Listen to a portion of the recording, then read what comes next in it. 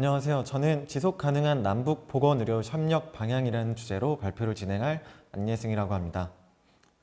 발표는 다음과 같은 5가지 순서로 진행될 예정입니다.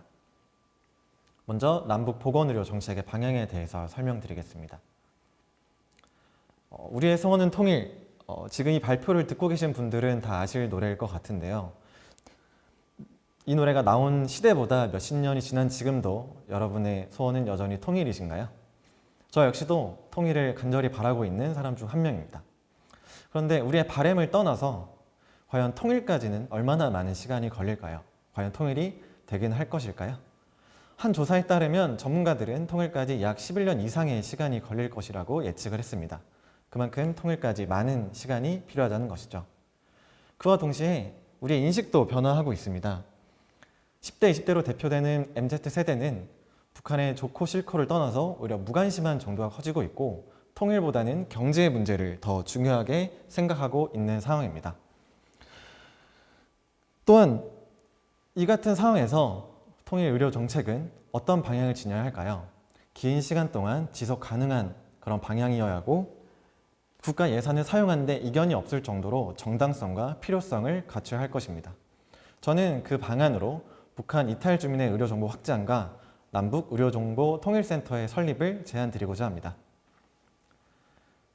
제안 소개에 앞서서 먼저 제안 배경과 필요성에 대해서 설명드리겠습니다.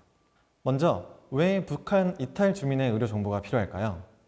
북한 주민의 의료 정보는 환경 영향 분석의 중요한 대조군으로 활용될 수 있고 또 북한의 감염성 질환에 대한 선제적 대처에 필요한 정보입니다. 또한 남북한 주민이 서로의 보건의료 제도에 편입될 수 있는 중요한 기초 자료가 될 수 있습니다. 하지만 한계를 가지고 있습니다. 직접 수집하는 것이 현실적으로 불가능하고 신뢰성과 정보 부족의 문제점을 가지며 또 남북한의 차이로 인해 활용도가 떨어질 수 있다는 점입니다. 그렇기 때문에 북한 이탈 의료 정보가 굉장히 중요한 측면을 가지고 있습니다.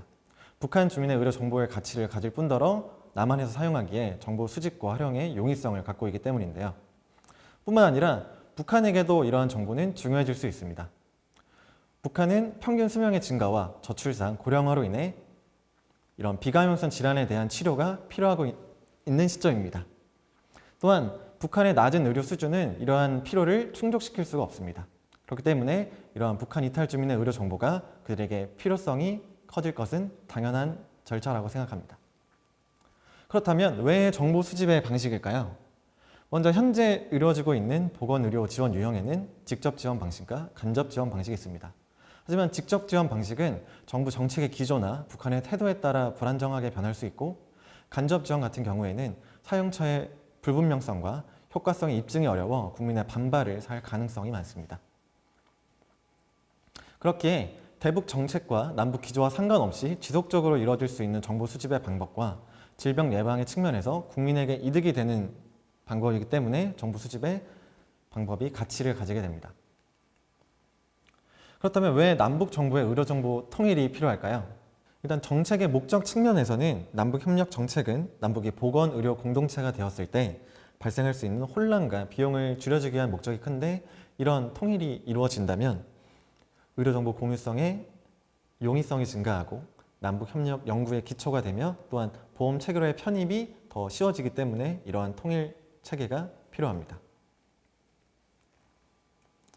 이러한 체계가 완성이 된다면 지속 가능성과 필요성, 정당성이 확보되어 어떤 환경에도 지속적으로 이뤄질 수 있는 정책을 추진할 수 있게 됩니다.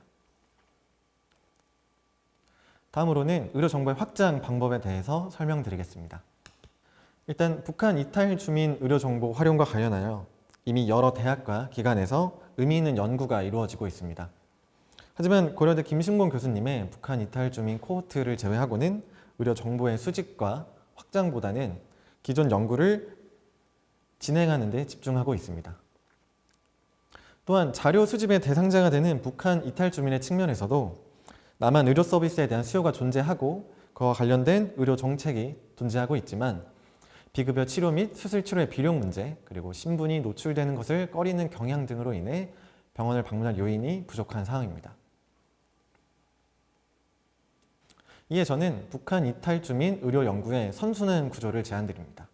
첫 번째는 과제 할당입니다. 보건복지부 등의 정부 기관은 코로나 방지 또는 통일 준비를 목표로 지정 병원의 연구 과제를 할당하고 지정된 병원은 이러한 정부의 투자로 재원을 마련하게 됩니다. 이때 초기 연구 병원은 통일 의료 연구를 이끌어가는 고려대, 연세대, 그리고 서울대 의료원으로 지정하여 기존 연구의 추진력을 달아주는 것이 효과적인 방법이라고 생각합니다. 두 번째는 인센티브입니다. 병원은 정부로부터 마련한 재원을 북한 이탈 주민의 의료 범위 지원 및 의료 증액 확장으로 투자하여 그들이 자발적으로 찾아올 수 있게 하는 유인을 제공할 수 있도록 합니다.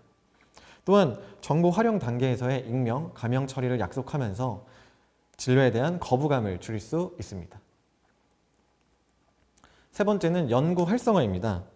투자와 인센티브를 통해 건강보험공단과 각 병원 EMR에 축적된 데이터는 전보다 다양하고 새로운 연구를 시도할 수 있는 밑바탕이 될 것입니다.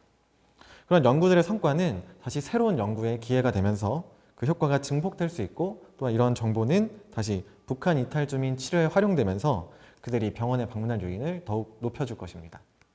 이러한 선순환 구축 이후에는 여기서 나아가 바로 남북 보건 협력에 활용될 수 있도록 하는 남북 의료정보통일센터를 추진하는 것이 필요합니다.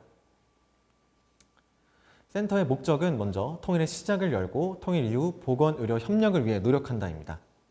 주요 기능은 북한의 의료 환경 향상을 위한 연구 추진 및 제공, 그리고 남북한의 통일된 의료정보 체계 구축을 위한 내부적, 외부적 역할 수행입니다.